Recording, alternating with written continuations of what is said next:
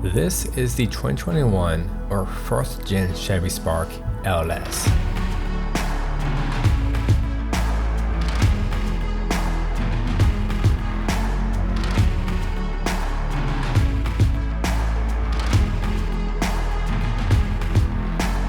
Fourth gen was introduced in 2016 and is discontinued this year.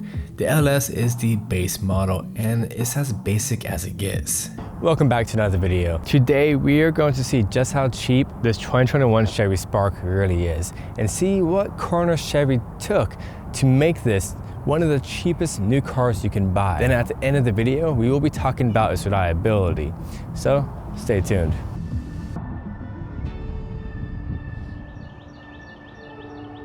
This is Chevy's Ecotec 1.4 liter inline four motor, making 98 horsepower with 94 foot-pounds of torque that makes 30 to 38 miles per gallon, paired with a CVT transmission. And to make this car just a bit more fun, it does have an optional 5-speed manual transmission. After all, it is a small car.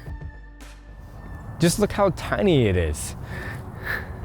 So starting with the exterior, they did a really good job on making this front fascia look pretty nice. It does have HID headlights, fog lights, really happy looking grille with chrome accenting all around to really make the front fascia pop. These are some tiny wheels, 15 inches, but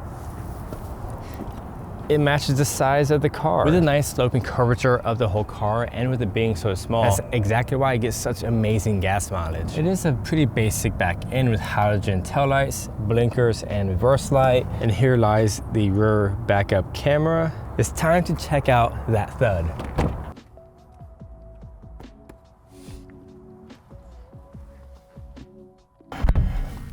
Not a bad thud, and dare I say it's better than the Honda CR-V I just reviewed? I think so. In the interior is where you notice all the corners Chevy had to take. We have manual roll-up windows, which are extremely easy to use. These have a grab handle right here. All the doors are manual lock and unlock, so if you need to lock the back door, guess what you're doing? Yep, just like that. Just like the good old olden days. You have stability track control right there. Your light controls, your interior dimming switch, your blinkers and your high beam right here, your wiper controls. This example has 7,846,000 miles. Not too shabby. The entire interior is made of cheap plastic. So hard touch plastic, hard touch, hard touch, hard touch, hard touch. I mean, that's what you can expect. The only thing that kind of lifts the quality of this look is the piano black around here, the chrome touches, even on the shift knob. The infotainment center is probably the spot that Chevy did not cheap out on. So it is touchscreen, has Apple CarPlay, Android Auto. It does have OnStar right there. You don't get a light to, show how beautiful you are.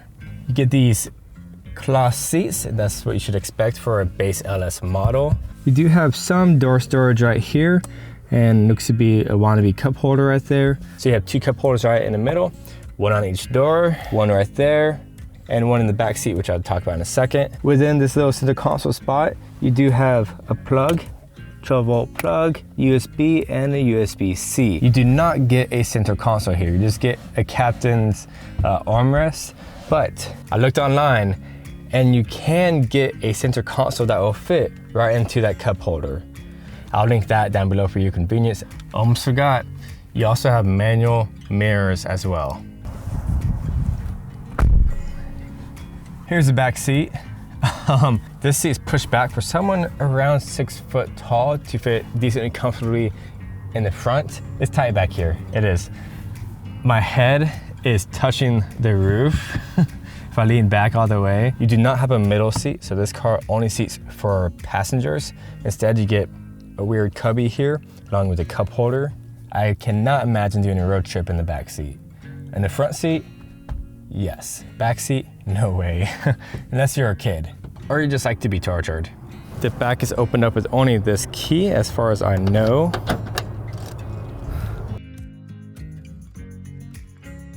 You have your hatch cover right here, so you can't see any of your storage down here. You actually have a spare down there, which is better than a fix-a-flat in my opinion. These seats fold down just by lifting this tab up and pushing down. And this is the space you get with the seats down. I have to be honest here. Although Chevy custom corners and used some cheap plastics and made everything manual in this car, I kind of dig it. It brings you back to the olden days where things are a lot more simple. And with things being a lot more simple, less things break. So that is a huge plus side with the Chevy Spark. And surprisingly, the piano black does look really good. And the cloth seats are a smart choice because if you opted to go for leather in this type of car, it will be a lower quality leather, which will not last as long. And like all good small cars, the back seats are nearly unusable, but there is a cup holder for whoever wants to suffer back there. So it's not all that bad. Time to talk about the most common issues with the 4th gen Chevy Spark. The CVT transmissions on these cars like to shudder. That's basically the most common issue. Shuddering is normal with the CVT transmission, and typically CVTs are the weaker transmission compared to the automatic transmissions. Manuals are the most reliable transmissions you can get. A lot of the CVTs are thrown into cars with 6-cylinder engines that's pushing a good amount of horsepower, so those CVTs are pushed to their limit and they end up going bad within 100,000 miles. Not this car. This is a 4-cylinder. People assume that these cars will only last over 100,000 miles, but there are so many reports of these cars lasting over 100,000 miles with no major issues, just normal maintenance. And I've actually seen a report about someone reaching 215,000 miles with the 4th gen Spark with no major issues. That's amazing. That's mainly due to these low horsepower output motors. They're slow, but you reap the benefits of amazing gas mileage and reliability. And look at the motor, it's such a small motor. It's so basic. You can literally replace the O2 sensor right here if you need to. The plug's right there. Replace the spark plugs, super easy. Check the engine oil, coolant, power steering reservoir, and your little baby battery. So with the motor being so small and you being able to reach most anything within the engine bay with just a reach, literally everything right there, remove this air box. So I'm slightly surprised with how much room you have within this engine bay. And right there's the CVT transmission. If you're on a budget and you need to work on your car yourself, this is a decent car to do that with. With all of that out of the way, I think it's time to take it for a quick test drive and see just how this little thing feels. Key goes in just right there.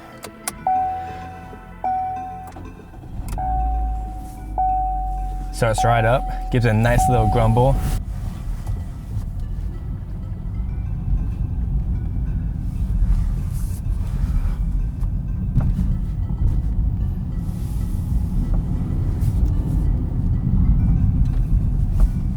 So that is actually pretty nimble.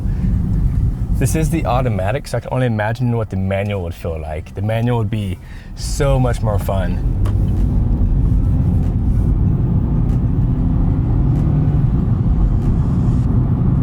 So you do have a little bit of road noise. Not terrible, it's kind of what you'd expect driving this car, as it is the base model, cheap as you can get.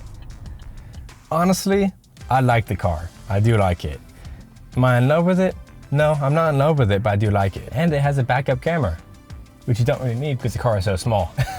This is as basic can get for 2021. With it not having so many electrical, mechanical components within the car, that means there's less things to break down the line, which is good for someone who's 1, on a budget, and 2, wanting something simple and to not worry about being stranded on the side of the road. But one thing I am kind of wary about is just how long these cheaper plastics will last. Once again, I want to thank Drive 512 Auto Ranch here in Austin, Texas for allowing me to go through their cars to potentially help you all out. This is Chris AutoMotivate. Always appreciate and respect one another. I'll see you in the next video, which may or may not be me comparing this to a 3rd gen Spark. Bye.